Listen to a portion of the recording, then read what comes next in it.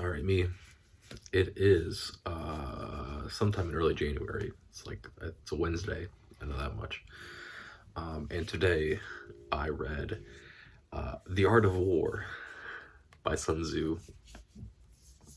This translation is by Lionel Giles.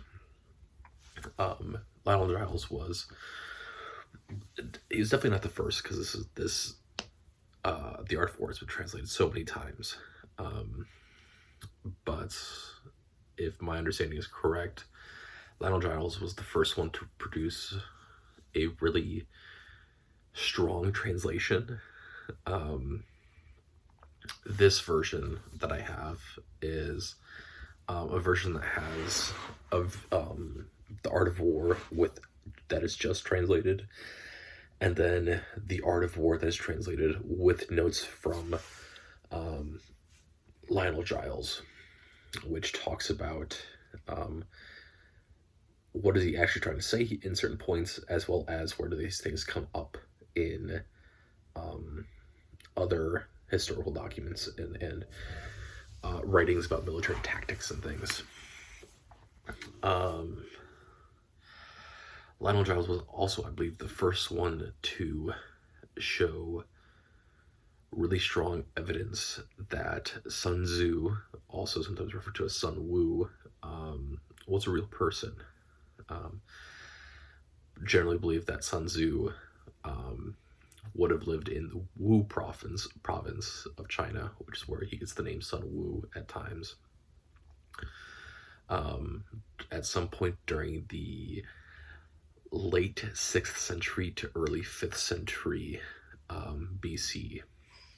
And, that comes from evidence of other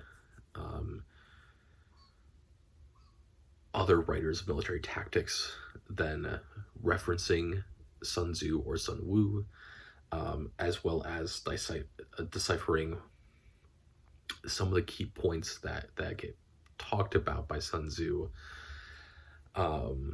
which kind of give influence to he's talking about this very specific province that they are at war with, and things like that, right? Yeah.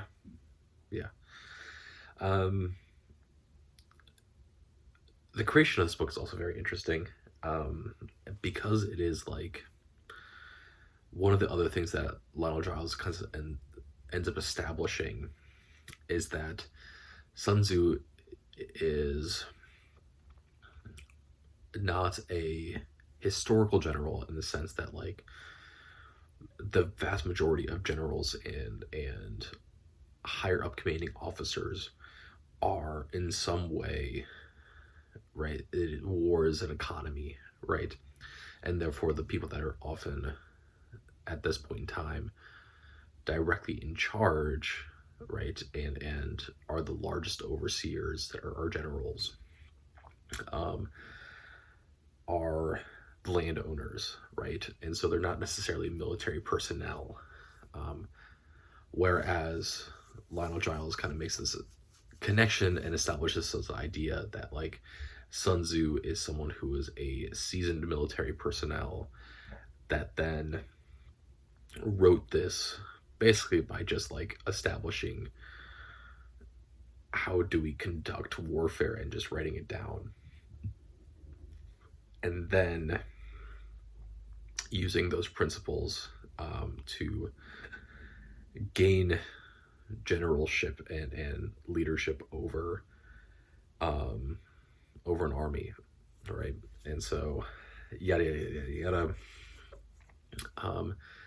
And so, like, a lot of this book is really seemingly common sense things, right, that are just written down. And in part of it is because of who he's writing for, right? He's writing for people that are not seasoned military people, but are then tasked with being in charge of militaries. But also they seem so basic, and so they just seem so understandable, because then all of these things that get copied into and then adapted for modern militaries, right?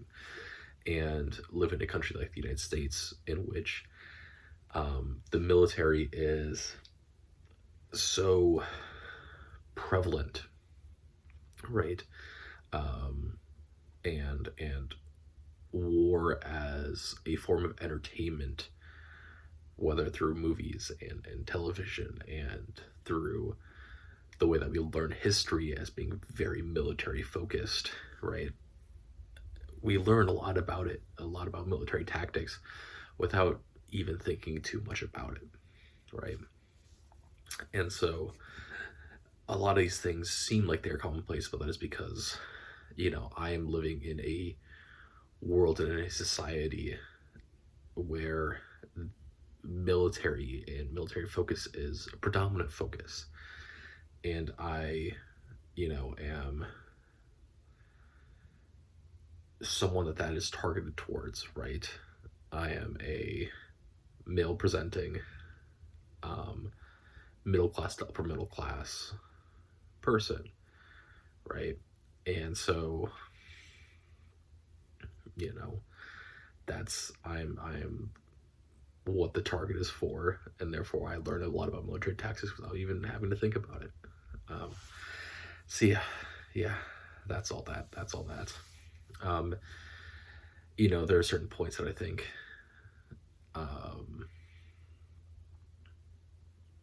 are.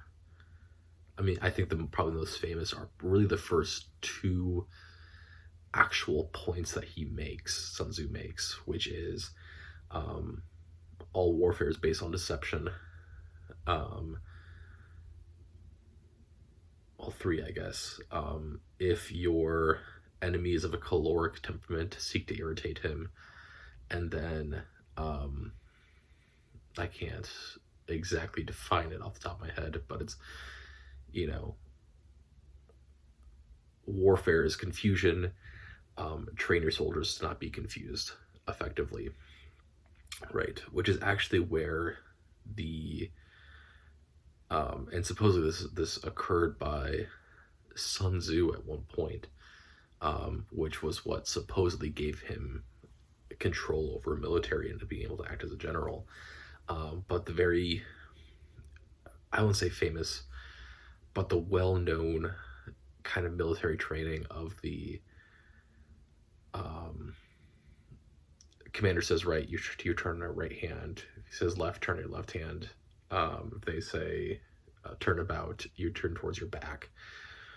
And then giving those commands at a very rapid fire pace, or multiple at a time, right? It is this training against confusion, right? And it's such a simple thing, but it is about how do you dictate, how do you train for confusion? How do you force confusion? And then force your military members to then deal with it, figure it out.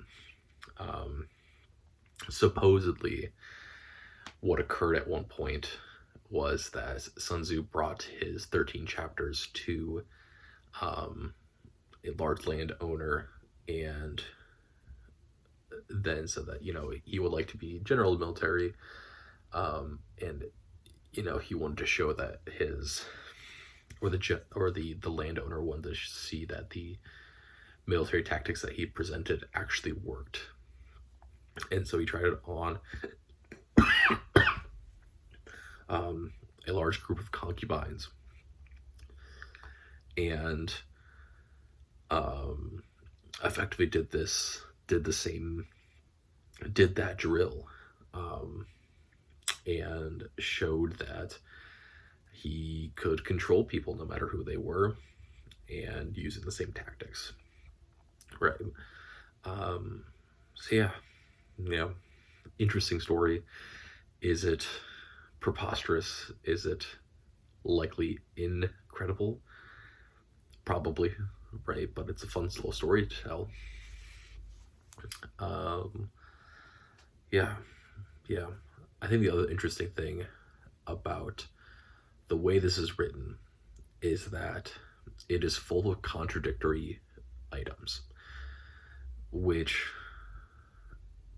is in a lot of ways intentional because of this whole thing about this Sun Tzu being in some way just a regularly seasoned military veteran, is that one of Sun Tzu's sticking points really effectively is these are not secrets, right? This is just how warfare is conducted. And therefore you have to also have to assume that your enemy knows these same items. And so there is a great deal of, in the front half, describing how you should conduct military operations. And then there's a lot in the back half, in like chapters 9, 10, 11, I think, that is a lot about don't let your enemy dictate you. You need to be in control and the one doing things and waiting for them to react. Yeah.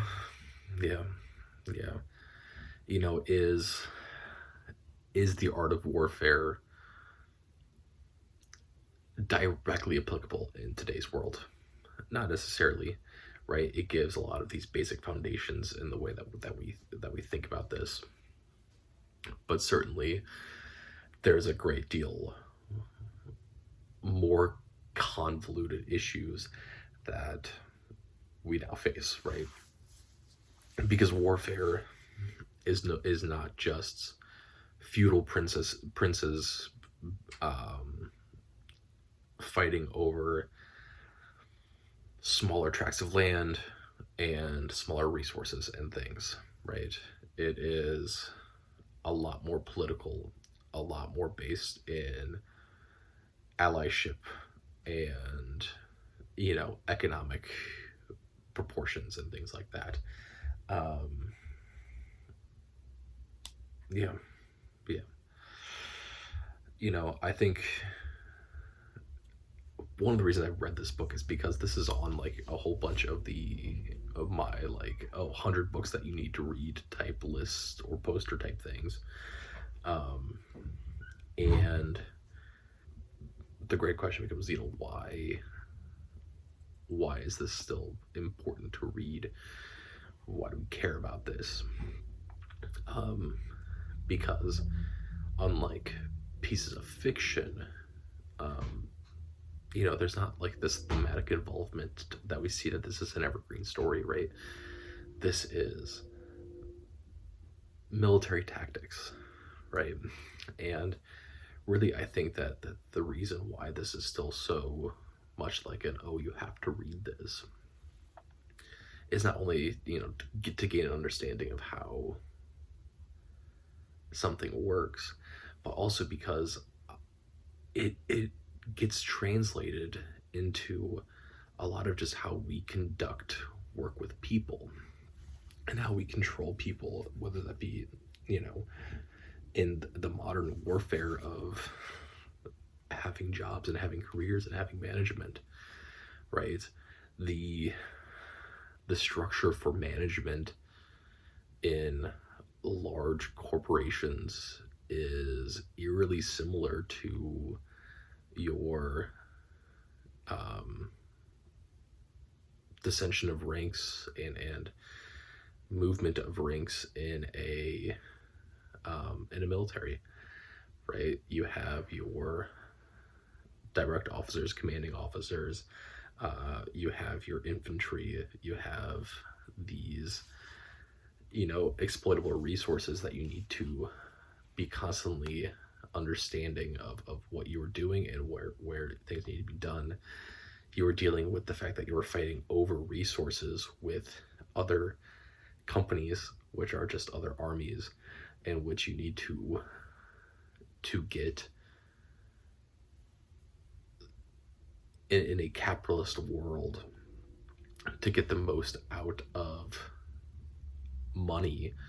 You need to get things for the cheapest value, which then means deceiving other people into thinking that something is either less worthwhile, or attacking things and taking things and buying things that people do not see as valuable and are not defending, because they are focused on, or you have deceived them into thinking something else is more valuable, right?